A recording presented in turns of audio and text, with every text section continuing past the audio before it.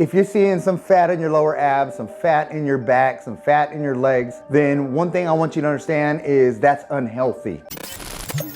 Hey man, Gary Walker here and welcome back for another video. All right, in this video, I want you to understand something. New Year's is coming up. New Year's resolutions are right around the corner. With that said, I want to make sure you're doing what I'm about to tell you so you can set yourself up for success. A lot of people go gung-ho, man. They go all out. They're excited. They've gotten through the holidays. Now in their minds, it's all about fitness, losing weight, getting in shape, building muscle, whatever your fitness goals are, but that tends to fade rather quickly. So here's a few tips I want you to take with you going into the new year. The very first thing I'm gonna recommend you do, man, is start a journal. Yeah, a journal. That doesn't seem important, but here's the thing. A journal is crucial to your success. Here's what I want you to do. And I tell this to all of my clients before you get started with anything, get that journal out, then I want you to take pictures of yourself. Go into the bathroom, go into your bedroom,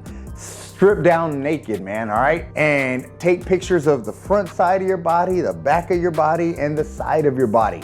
Take pictures and then look at those pictures. Look at them, study them. What do you see? What are your thoughts? What are your feelings? Write that down in your journal. That's your starting point. Typically, you're not gonna feel great. Most people don't feel great when they actually see the full view of themselves. I just want you to get an overall picture of what you look like from all angles and all sides. All right, and it's not all about vanity. Here's what I'm wanting you to realize. If you're seeing some fat in your lower abs, some fat in your back, some fat in your legs, then one thing I want you to understand is that's unhealthy. All right, so that's the point I want to get across is this has everything to do with your health. I want you to prioritize your health when you're going into this fitness journey. All right, so that's just a side effect of doing the things necessary to get healthy, get fit, get conditioned. With that said, also realize progress isn't always gonna be linear. You gotta understand that going in. It would be nice if you can just go up, up, up, all the way, hit your goal without any valleys, but guess what? You're gonna have some peaks,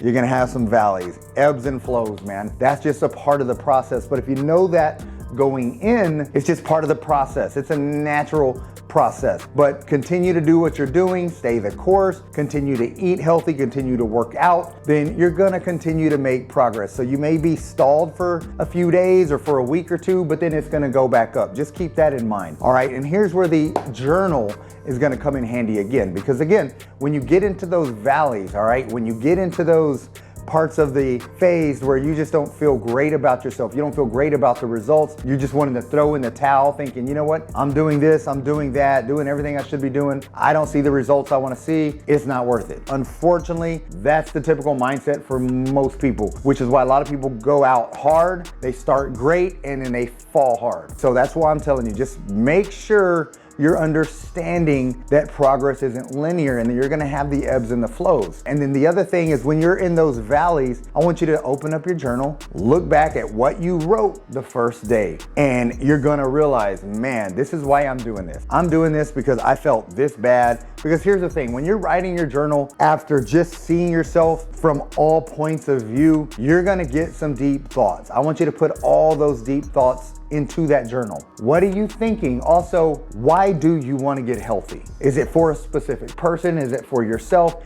Is it because you lost a parent or a sibling to obesity or just being overweight? A lot of diseases come with just being overweight. All right, diabetes, there's a lot of different factors, risk factors that come with having excess body fat on your body. So with that said, write all of that down because you're gonna have to refer back to this probably several times throughout your journey, which is why I want you to do that. Another thing, pick one or two of those pictures that you took, print them out, man, and put them in that journal. Hide the journal if you want, I get it. You don't want other people seeing those pictures, but I want you to be able to look back when you're not feeling like progress is happening, you feel like throwing in the towel, look back at that, and a lot of times that's enough to ignite that spark again to get you moving in the right direction. All right, next thing is set realistic expectations. Don't compare yourself to the dudes on Instagram, on Facebook, on YouTube. Keep in mind, a lot of the pictures you see, some are filtered. They don't actually look that way in person. Also, a lot of the pictures you see